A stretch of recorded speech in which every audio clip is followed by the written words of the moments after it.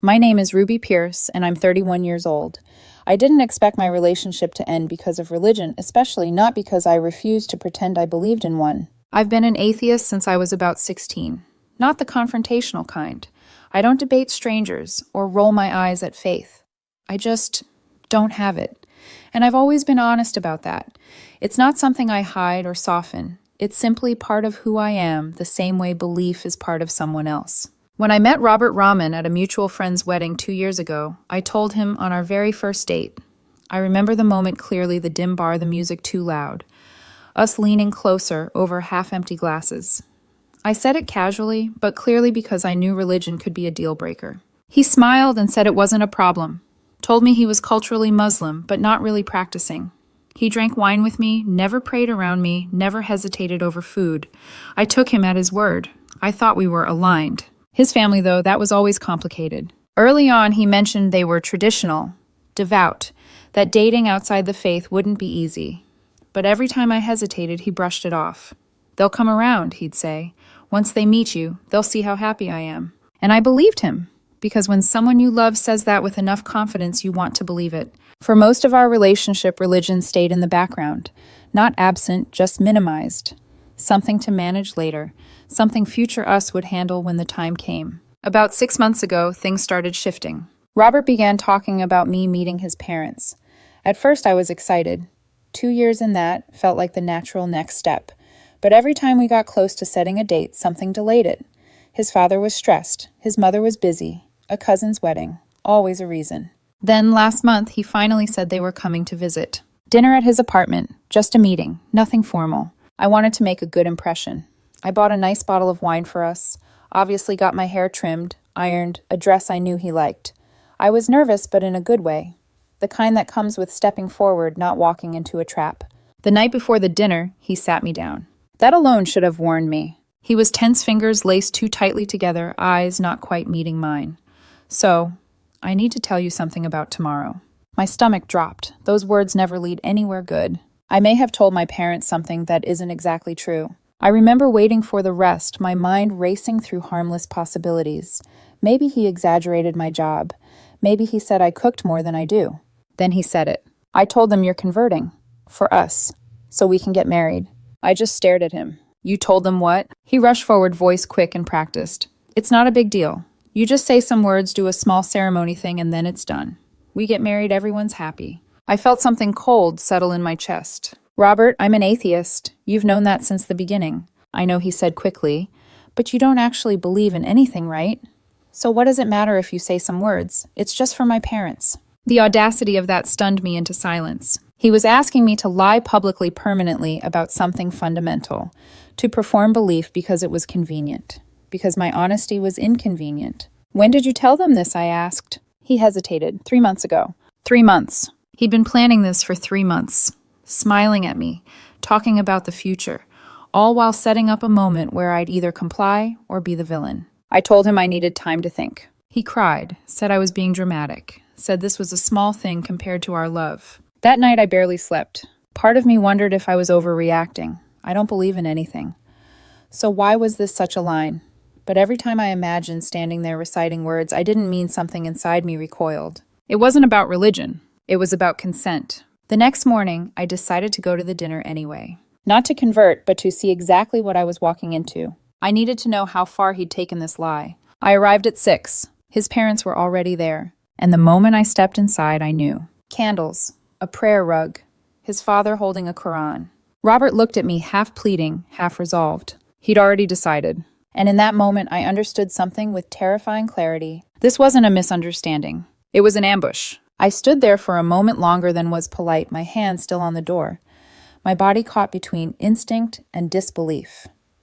Robert's parents smiled at me with an openness that made my chest ache, not because they were kind, but because they had no idea what they were part of. His mother stepped forward first, pulling me into a gentle embrace, the kind reserved for someone already considered family. His father shook my hand warmly, his grip firm, approving. We're so happy you've chosen this path, his father said, voice steady and proud. Today is a blessing for our family. That was the moment the weight of it all fully landed. Not just the lie Robert told them, but the expectations already set, the ceremony already prepared, the future already decided without me. I looked at Robert. He wouldn't meet my eyes. They gestured for us to sit. Candles flickered softly. The prayer rug was centered like an altar. His father began speaking about faith, commitment, unity, words that should have been beautiful but felt suffocating. Each sentence tightened the knot in my chest. Robert leaned towards me and whispered, "Please, just go along with it. We'll talk later." Later, as if later would undo what was happening now. I waited until his father finished speaking, until the room fell into that expectant hush, the kind that assumes agreement because dissent hasn't been voiced yet. "I'm sorry," I said quietly. 4 words, barely louder than the flame of the candles. "There's been a misunderstanding." His father frowned, confusion crossing his face. "What do you mean?" "I'm not converting," I said. My voice was steady, even though my hands were trembling. "I've always been an atheist. I wasn't told this ceremony was planned until last night." The silence that followed was absolute. His mother gasped, her hand flying to her chest as if I'd physically struck her. Robert's face drained of color.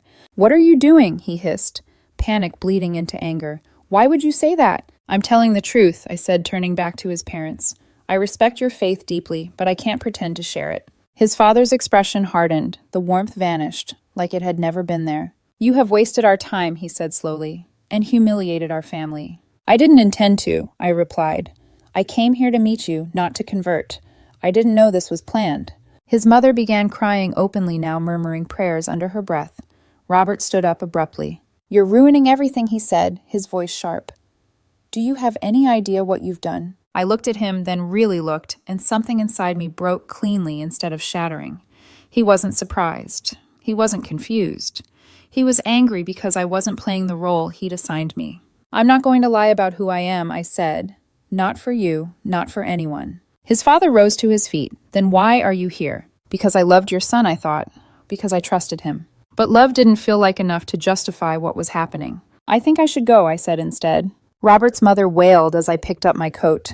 His father turned away from me completely.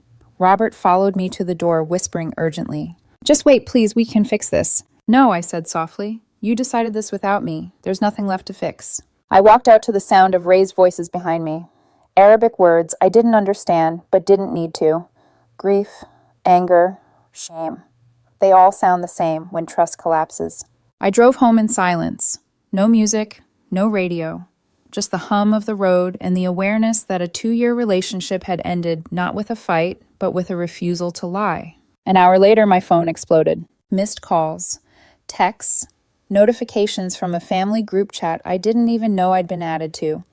Message after message accusing me of disrespect, selfishness, betrayal. His relatives weighed in one by one, building a narrative where I was cruel, deceptive, heartless. Robert messaged separately.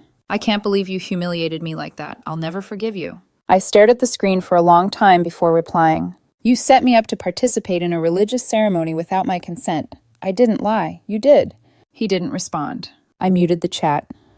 Poured myself a drink I barely tasted and sat alone in the dark, realizing something terrifying and clarifying at the same time. This wasn't just about faith. It was about control.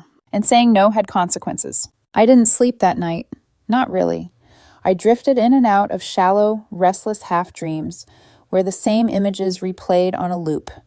The candles, his father's frozen smile, Robert's expression when he realized I wasn't going to comply. Every time I woke up, my phone was lit up with new notifications, like the fallout was still actively expanding while I lay there doing nothing. By morning, I stopped opening the family group chat altogether. I didn't need to read every message to know the theme. I'd caught enough before muting it. Accusations wrapped in religious language, moral judgments masquerading as disappointment relatives I'd never met, declaring what kind of woman I was, based on a single moment they'd been primed to see as betrayal. It was astonishing how quickly I'd gone from future wife to cautionary tale. Robert finally texted late that afternoon. "I hope you're happy," the message read. "You destroyed my family." I stared at it for a long time. The word destroyed echoed louder than it should have. Destroyed. As if the lie hadn't been in place for months. As if I'd walked in intending to expose him instead of simply refusing to play along. As if honesty were an act of violence instead of a boundary. "You destroyed this yourself," I typed back, then deleted it. I didn't want to argue. Arguing assumed there was still something to negotiate. Instead, I replied, "You made decisions for me without asking. I won't apologize for refusing to lie. No response. For a while, the silence almost felt worse. At least anger acknowledges presence. Silence suggested he was already rewriting the story, not just for his family, but for himself. That's when the doubt crept in. The quiet, insidious kind that sounds reasonable when you're exhausted. Had I overreacted? I replayed the moment over and over, searching for a version where I could have handled it better. Could I have pulled his parents aside privately, asked to postpone, smiled and gone through with it, then dealt with the fallout later? But every time I followed that thought to its end, I hit the same wall. There was no private option. The ceremony was ready when I arrived. The expectations were set. The only real choices available to me were compliance or confrontation, lie or truth. And I'd chosen truth. Still knowing that didn't stop the emotional whiplash. That evening, Robert's younger sister texted me from an unknown number. I recognized the name immediately. "You're a coward," she wrote. "If you loved my brother, you would have stood by him." The irony almost made me laugh. Almost. "Standing by someone doesn't mean erasing yourself for them," I replied, then blocked the number before she could respond. I thought that would be the end of it. It wasn't. The next morning at work, my manager asked if I had a minute. The way he said it, careful neutral, made my pulse spike. We stepped into a small conference room, the door closing too softly behind us. "HR received a complaint," he said. "Anonymous. Accusing you of making discriminatory comments." The room tilted. I felt cold all at once, like my body had skipped straight past fear and landed in shock. I didn't need him to say more. I already knew. I explained what I could without spilling my entire personal life. A bad breakup. A religious disagreement.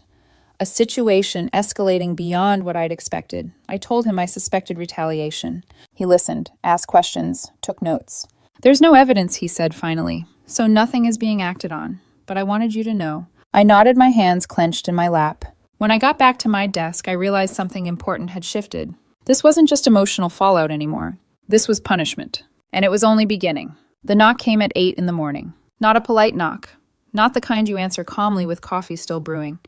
This was pounding sharp, frantic, relentless, like whoever was on the other side expected me to open the door immediately and didn't care how. I knew it was Robert before I even looked through the peephole. I opened the door because I was tired, because I hadn't slept properly in days, and because part of me still hadn't fully accepted that this was no longer someone I could reason with. He looked awful, unshaven, eyes red and swollen, clothes wrinkled like he'd slept in them. For half a second, something in me softened. 2 years doesn't evaporate overnight. Then he spoke. "We need to talk." About what I asked, not stepping aside. He didn't answer. He just walked past me, straight into my apartment like he still belonged there. Like boundaries were suggestions, not rules. He dropped onto the couch, the same one we'd watched movies on, argued on planned trips on, and buried his face in his hands. "My parents won't speak to me," he said. "My mom says I brought shame on the family. My dad's reconsidering paying for the rest of my master's degree." I felt something harden in my chest. "I'm sorry you're dealing with that," I said honestly, "but that's not my responsibility." He looked up sharply. "Not your responsibility. I did this for us, so we could have a future." "No," I said. "You did this so you wouldn't have to have an uncomfortable conversation with your parents." His jaw tightened. "You could have just gone along with it. One ceremony. That's all it was." "You didn't ask," I said.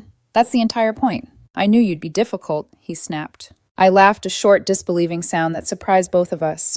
"Difficult," I repeated, "because I didn't want to be forced into a religion." He stood up, then pacing, hands running through his hair.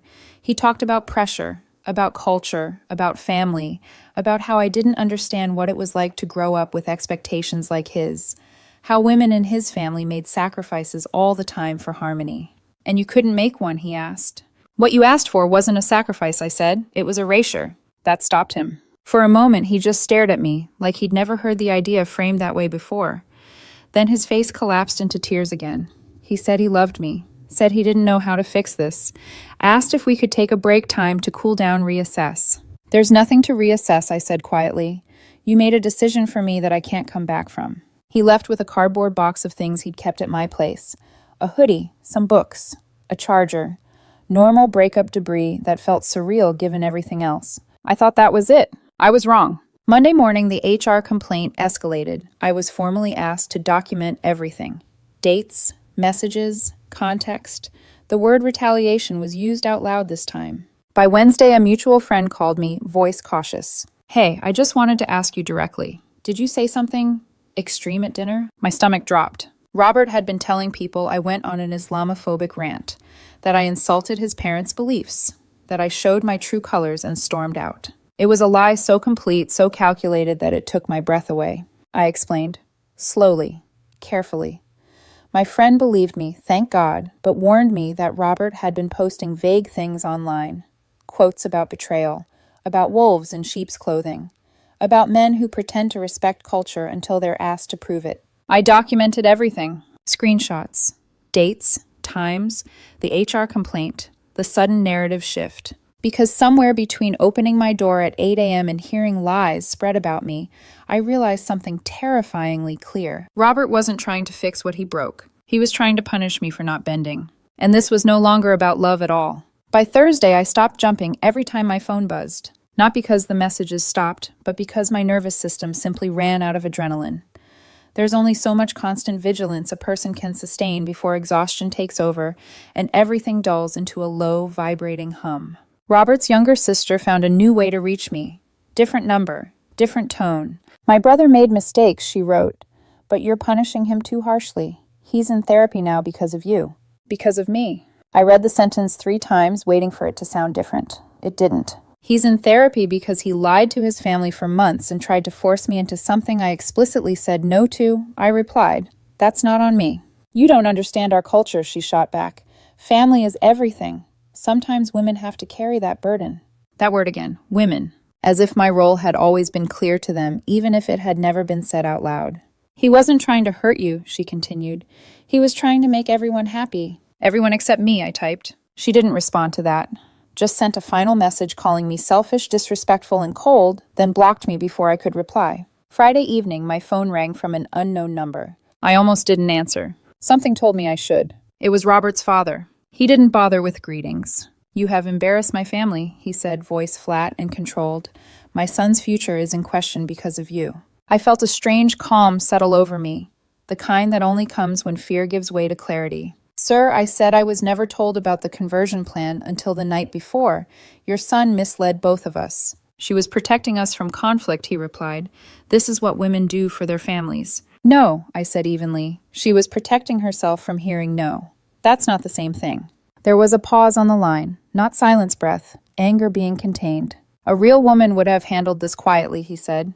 You chose humiliation. I chose honesty, I replied, and I didn't humiliate anyone. I told the truth when I was put on the spot. You could have prevented this, he said.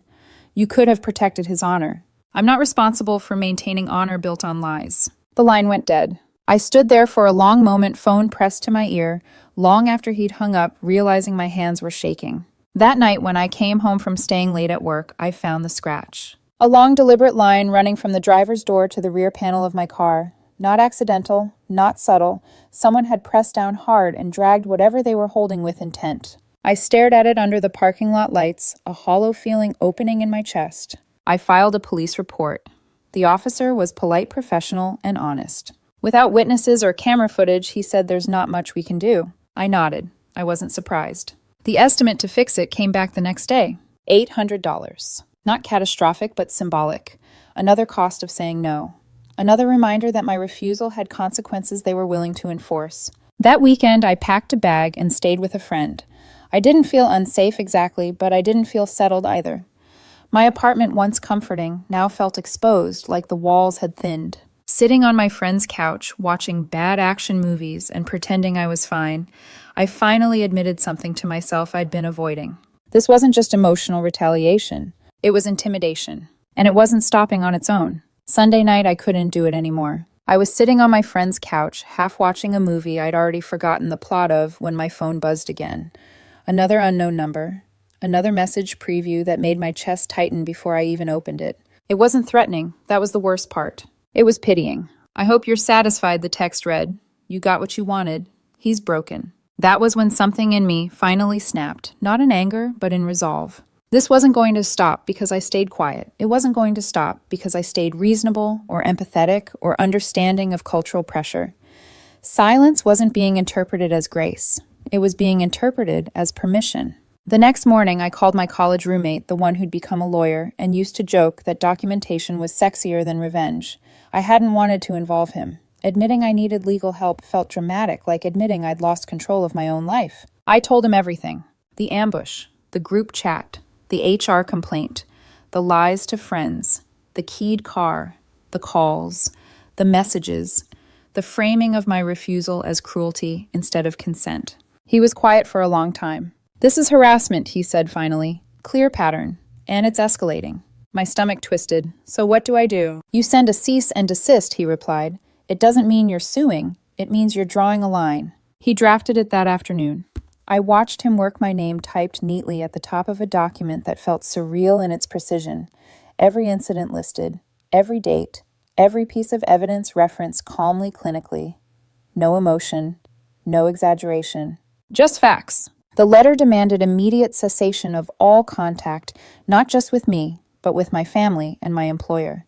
It warned of potential legal action for harassment and defamation if the behavior continued. We sent it certified mail to Robert's apartment. The response came that evening. Not from Robert, from his father. "You dare threaten my family with lawyers," he shouted the moment I answered the phone. His voice was shaking with rage. "After what you've done to my son." "What I did," I said, calmly surprising myself with how steady my voice was refuse to convert to a religion I don't believe in. Everything after that has been your family's choice. You've destroyed his reputation," he spat. "His future, his marriage prospects." "No," I replied. "He destroyed his own reputation by lying to everyone for months, and then lying again when the truth came out." "A man protects his partner," he said. "A woman sacrifices." "A woman also has the right to say no," I said, "and I won't be punished for it." He threatened me then, vaguely. Connections. Consequences. The kind of threats people make when they're used to being obeyed. I didn't raise my voice. "I've documented every incident," I told him. "If anything else happens, my attorney will proceed accordingly." There was silence on the line. Then he hung up. 3 days later, the noise stopped. No more texts, no more calls, no more sister, no more father, no more anonymous complaints. Robert posted something vague about healing from a toxic relationship, about choosing peace. The comments were full of praise for his strength, his resilience. I didn't respond. I didn't correct the narrative. I didn't need to, because for the first time since the dinner, I could breathe. The cease and desist hadn't erased what happened, but it had shifted the power. And for the first time, I understood something deeply and permanently. Setting boundaries doesn't make you cruel. It makes you untouchable. The quiet that followed felt unreal at first. For weeks, my nervous system had been trained to expect impact. Another message, another accusation, another attempt to twist the story. When none of it came, my body didn't trust it. I'd reach for my phone expecting chaos and find nothing. No notifications, no new fires to put out. Just silence. The cease and desist held. Robert didn't contact me again. Neither did his sister. His father disappeared from my life as abruptly as he'd entered it. The vague social media posts about healing continued for a while, then slowly tapered off, replaced by curated smiles and carefully staged normalcy. According to the extended grapevine, Robert moved back in with his parents. His master's program shifted online. Family attention redirected itself, as families like that always do, to someone else's engagement, someone else's future. I was no longer the problem they needed to solve. 2 weeks after everything stopped, I got my car fixed.